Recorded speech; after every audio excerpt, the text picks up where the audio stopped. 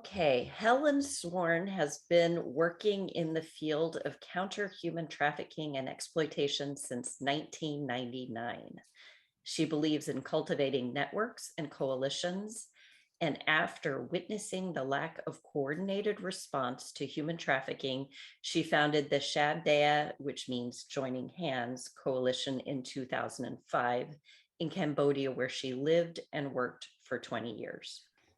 Helen is now based in the UK, working globally. Since Chab Dai's inception, Helen has been at the forefront of facilitating collaboration and collective action amongst human trafficking and human rights organizations globally. As well as overseeing and leading Chab Dai, Helen heads up the Global Learning Community Project, which works with over 190 anti-trafficking stakeholders from more than 42 countries in order to strengthen and foster a comprehensive, connected, and competent anti-trafficking movement. Welcome, Helen, and you have the floor.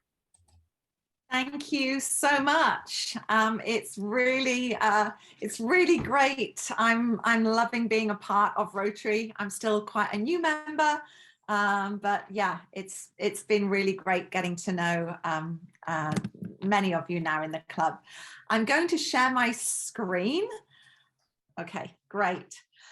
So yes, the framing around today's conversation is it takes a networked solution to address a networked problem. And so I'm just going to share for hopefully about 20 minutes and then get some discussion on this going. So networks. Why do we need networks? You know, at the beginning of this call, we were talking about LinkedIn, right? At the beginning of this call, we were saying like how we use LinkedIn as a way to network with other people in our businesses, to find jobs, for many, many reasons.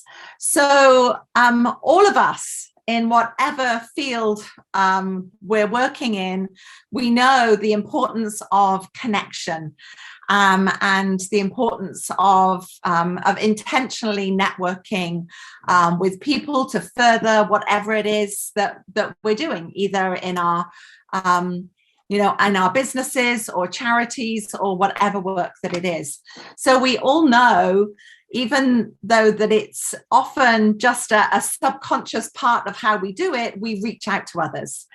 And so networks, this is a part of who we are as humans and how we connect with each other.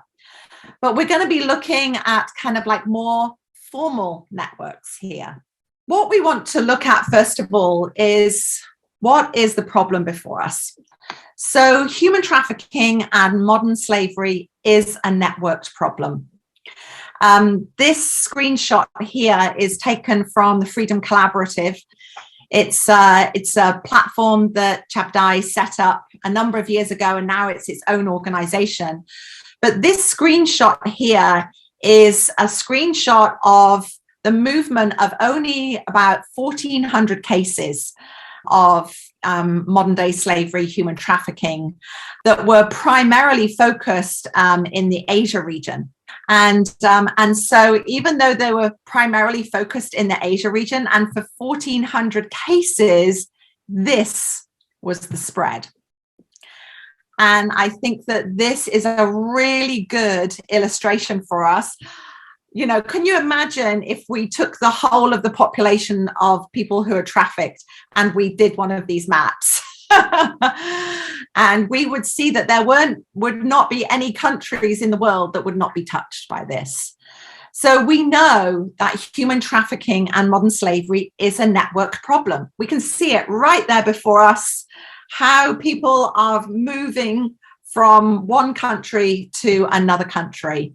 And this is case data. So this is case data from organizations like our own.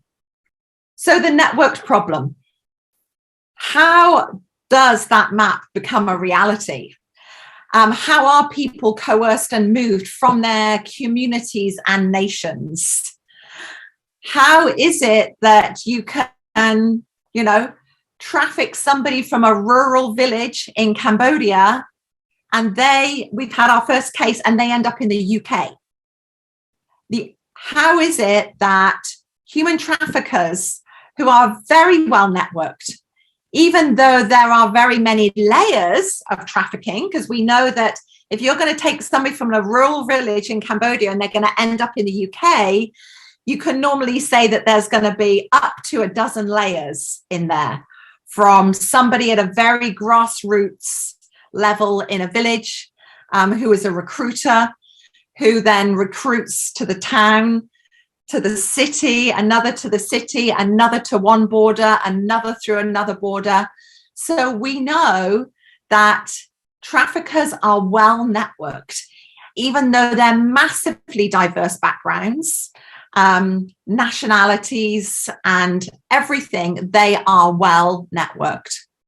We also know that they network with people that they don't necessarily like, but they have a specific and focused goal.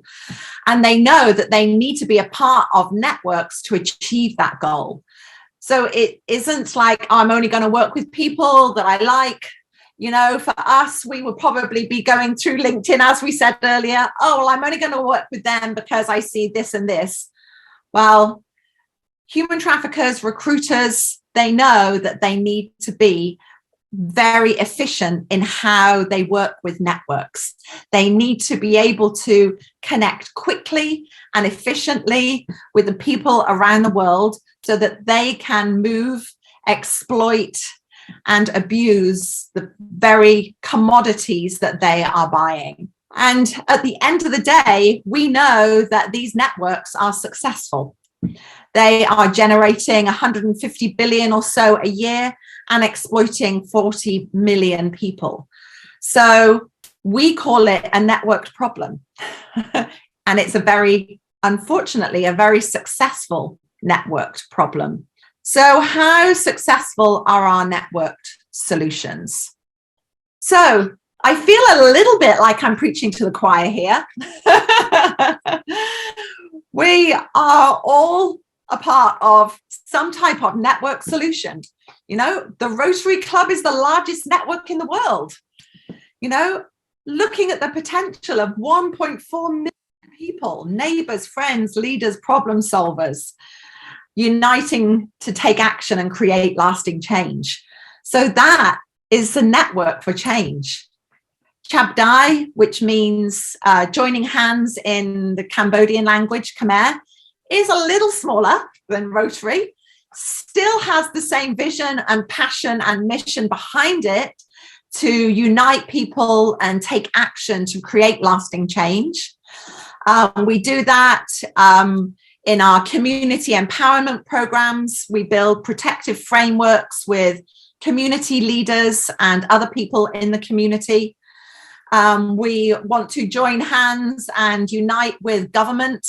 So we do a lot of government system strengthening with national and local authorities and police on the ground in Cambodia.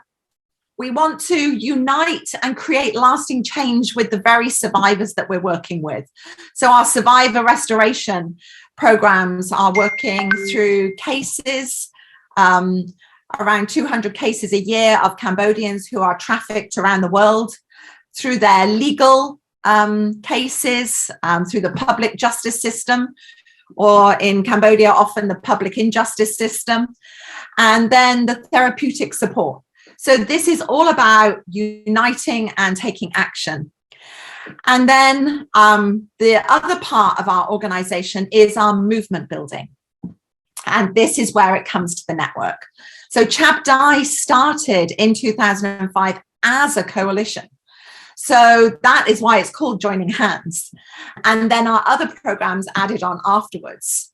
So right now in Cambodia, we have 54 organizations in our Cambodia coalition. It's well established. The Cambodian government says the reason that Cambodia has been able to address human trafficking in the coordinated professional way it has over the years is because of the coalition, is because of bringing people together and helping them understand the bigger picture and how they are all a part of that. As Michelle said, our global learning community, we've now topped over 200 members from 43 countries in our global learning community. And that's what I'm going to just talk about for 10 minutes, because I think that what is happening in the global learning community is an example of what I really think we need to be inspired by in terms of having networked solutions. And if this is what we can do as a teeny tiny organization, I just think how much more could that be replicated in a network like Rotary. So this is the global learning community, strengthening and fostering a comprehensive, connected and competent anti-trafficking and modern slavery movement.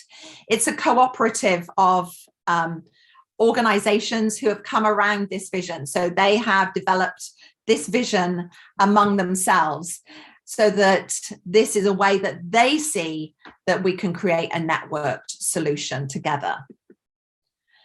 So right now, it's made up of NGOs, other networks and alliances. So we have at least 12 other networks and alliances that are a part of it, because networks and alliances see the value of networks and alliances and are often part of other ones, right? We have a lot of academia, a lot of academics who are involved. We have some government partners and some business partners. And so, there's a broad base across 43 countries. And a lot of what we do is we come together both formally and informally on calls like this, but we also do a lot of informal work behind the scenes, which is often where I think the power of a networked solution lies. So I just wanted to give some examples and just tell a few stories of how we've seen some global network solutions. So we have a very informal global repatriation support mechanism. So again, what will often happen is somebody will email or they will message and they will say, we have got some clients who are stuck in this part of the world and we don't know how to get them home. Can you help us get them home? And so just last month, we had a really small human rights organization in Uganda, who are one of our members, come to us and they said, 5 of the women that we'd been working with in the village have ended up being trafficked to the Gulf states. They're stuck over there. They're in very exploitative situations. We have no idea how to get them back. How can we get them back? We know that there's an issue over there with the kafala system. They get stuck and then they can't leave. So, so what we did is we called on our network and we were able to put this human rights organization in touch with another organization in Uganda who had a number of years experience in bringing Ugandan women back from the Gulf states. And so they were able to walk alongside this organization, help them with all the paperwork and processes that they needed to go through to make sure that these women could get back safely. Then we put them in touch with another organization that's working in the Middle East, who have got a lot of contacts there, and they also fund a lot of flights for repatriation. So this Ugandan human rights organization just last week sent us some photographs from the airport in Kampala of one of the first women coming back. I don't show those photographs because of our media policy, but it was beautiful to see her face, and she was met by both of the Ugandan organizations who are now taking her through a process for healing for her now back in Uganda. So again, the power of informal networks. So then informal referral mechanisms. So I can remember having a connection from one of our partners who was actually at that time working, doing outreach on the streets of Guangzhou in China. And she said, I have all these Bolivian women here. I'm like, Bolivian women on the streets of Guangzhou? What? And she said, I have no idea of any organizations in Bolivia. Could you put me in touch with some NGOs in Bolivia who can help me bring these women from China back to Bolivia? I said, yes, of course. So I get onto my Latin America contacts, and they're like, yes, there's this group and this group. And then we connect them to help find what I call a freedom pathway back home. One of our connections, an academic connection actually of ours in Belgium, said, I've got some Filipino women here. They're from this particular island in the Philippines. Again, help me find a way to give them a freedom pathway back home. And so we were able to do that. And again, Cambodians. I remember the first cases of Cambodians in South Africa, and a number of organizations saying, how on earth do we get Cambodian men who had been trafficked into South Africa for fishing? How do we get them back home? We ended up making a really strong connection with groups in South Africa, and we still use that as a freedom pathway to get people back. And then as organizations, it's critical to have a safe space to learn and raise the standards of care, right? So one of the things that is really important is that when we're working with vulnerable populations, that we have good policies, safeguarding, all of these things that actually keep everybody safe. They keep the people that we're working with safe, they keeps our own staff safe, and protects our own organizations. And so we have monthly learning calls, and it's been so interesting on areas such as organizational development, how to develop risk assessments, how to develop policies for safeguarding and exchange of information, and how to do dignified social media. And a couple of our South African and our USA partners have said, you know what I do after every call? I've got all my notes, and then I go back to my leadership team and say, this is what we can do to make ourselves stronger as an organization. And she said, we actually have these little mini meetings after I know I'm going to be on a global learning community call, because we want to implement what we've learned, which is so inspiring. Then we do a lot of regional calls. I was very grateful for the translator on this call. My Spanish is non-existent. So we have regional calls to address new challenges. So we had a call where 5 Latin American countries got on the call. And it was actually facilitated by one of our partners in Mexico City. And they were looking at human trafficking and the intersection with child begging.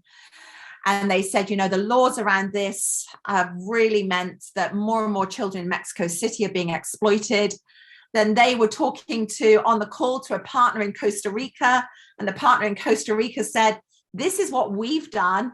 This is what our law looks like in terms of trafficking and child begging. And they said, and it's been passed now in our country, and we are able to address so many more of the problems. So then Costa Rica shared their law and legal framework and processes with Mexico. And now they are actually taking this draft law to the government. Last couples, joint research. We need research, right? Within this movement, it's so important that we have stories, and it's so important that we have research. And we have this really small grassroots Sri Lankan human rights organization who've been going for many years, very small. And he said, he came on one of the calls and he said, I know that there are children being trafficked into the tea plantations, but I know that I cannot do any advocacy on this until I have a piece of research. And so, so one of our colleagues, who is a researcher, who's an academic, said, I'll do that for you. And then he brought in another academic, and they've actually worked with Bandara in Sri Lanka to do this piece of research, and it's going to be launched probably in the next month or two. And that has now given him the tool that he needs to go to the government and to advocate for this issue. And then last but definitely not least is the global network of survivors who are now leading and influencing this network and others. So we have survivors and survivor leaders in Kenya, the US and Latin America who are part of the network. And it's really important for us as a movement to see survivors not as the pitied beneficiaries of the work that we're doing, but we see them as the lead voice in what it is that we're trying to achieve as a movement. And we know that social movements are normally led by those who are oppressed by the very nature of what is being done. We know that Black Lives Matter is being led by people who are Black. And so the conversation now is, you know, that this modern slavery and human trafficking movement needs to be led by survivors. And they need to be up front and central, not on stage to share their story, but on stage to share their vision. So this is some of the ways that we can develop global network solutions. So this is a very practical way, and I am so happy to have Malcolm on the call, who very kindly walked me through the proposal process to apply for some funds for our Asia Regional Anti-Trafficking Conference. This was in the days where we were actually face-to-face around tables, right? This is our third year online now, so we haven't been in Bangkok for a while. But this is something that would be a beautiful partnership, and so many people now are joining this from around the world because it is online. And so we went from being an in-person conference for our first 2 years in Bangkok of about 200 people to now between 400 and 500 people now that it's online. And so I would encourage you to register and join some of the conversations. I think that it's a great opportunity to build bridges between NGOs, academia, and Rotary Club. And as I said, I'm super happy that Malcolm walked me through this process, and we're now official partners together for this conference with Rotary. So I would encourage you to just head over to the website and register yourself. And in fact, Malcolm was also giving me some contacts of speakers. So there's a couple of people who are in Rotary who will be speaking. Lena from India, who's a Rotary member, I believe, will be a part of this. So thank you very much. I think that leaves us some time for some Q&A, right? Yeah, great. Thank you, Helen. What a great organization, and Farron, you'll appreciate this. When I first started this club, I was asked to start this club. Another and Alana, if you're still on, a member of the AJRF, ARFJ, whatever, the organization. A friend of mine, Lucy Bloom, called me and said, you know, Karen, what you're starting is so important because traffickers are well networked and well organized. And if we are serious as a Rotary initiative to end human trafficking, we've got to be as networked and as coordinated. And so you've just reminded me again of that inspiration that I use Lucy's I hear Lucy on my shoulder on a regular occasion as I work and try to figure out those. And I think one of the interesting things that you made comment about, that I think we as Rotarians, we believe in friendship, and that's one of our relationships, and friendship is one of our 4-way tests. But I think your comment about that traffickers work well with each other, even if they don't like each other, I think is really important for us to remember, is that, again, keeping the eye on our ball of our, joint commitment to, as Rotary, wanting to end human trafficking. We sometimes have to put aside our personal relationships, even though it is part of our 4-way test, and keep that end goal in mind. So thank you for that reminder.